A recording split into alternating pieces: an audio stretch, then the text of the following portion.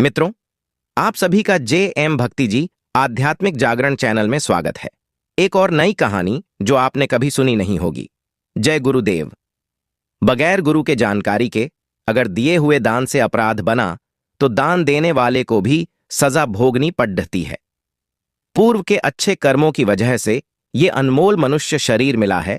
पूरे गुरु न मिले तो व्यर्थ चला जाता है।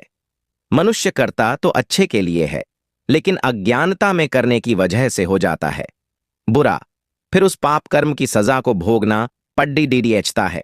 इसलिए पूरे जानकार ज्ञानी समर्थ को ही गुरु बनाना चाहिए। तो ऐसे ही इस समय के पूरे समर्थ संत सदगुरु दुखहर्ता उज्जैन वाले बाबा उमाकांत जी महाराज ने अधिकृत यूट्यूब चैनल जय गुरुदेव यूकेएम पर लाइव प्रसारित संदेश में बताया कि हराम का खाने वाले की बुद्धि सही नहीं रहती। जो हलाल की पसीना बहा करके लाई गई मेहनत की कमाई खाता है उसकी बुद्धि सही रहती है। पूर्व जन्मों के कर्मों के अनुसार यह मनुष्य शरीर मिलता है। जब जीव अच्छा कर्म करता है तब स्वर्ग बैकुंठ में जाता है। वहां समय पूरा होने पर पुण्य क्षीण मृत्यु लोके, यानी यहां राजा महाराजा मुल्ला पंडित पुजारी सेठ साहूकार के यहां जन्म ले लेता है। संस्कार बना रहता है। अब अगर उसका साथ ऐसा बना रहता है जिससे स्वर्ग बैकुंठ से आगे जाने की जानकारी नहीं हो पाती है तो खाने पीने ऐश आराम में ही जीवन का समय निकालने लगता है। मनुष्य शरीर पाने का मतलब नहीं समझ पाता है कि ये भजन भाव भक्ति के लिए मिला है।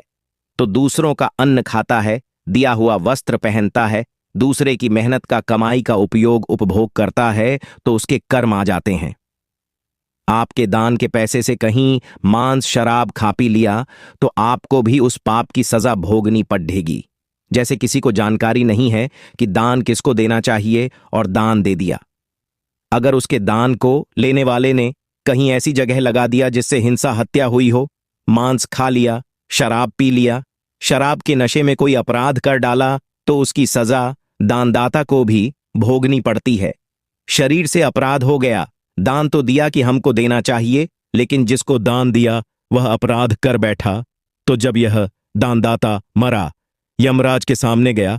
यमराज ने कहा, तुमको सजा मिलेगी, तुमको नरक जाना पड़ेगा। बोला, महाराज, हमने ऐसा कोई गलत काम नहीं किया। हम तो अच्छा ही काम जीवन भर करते रहे। हम नरकगामी क्यों होने जा रहे हैं? कहां तुमने पुण्य किया लेकिन वह पाप में बदल गया। जिस आदमी को तुमने दान दिया, दीन होकर के उसने तुमसे मांगा।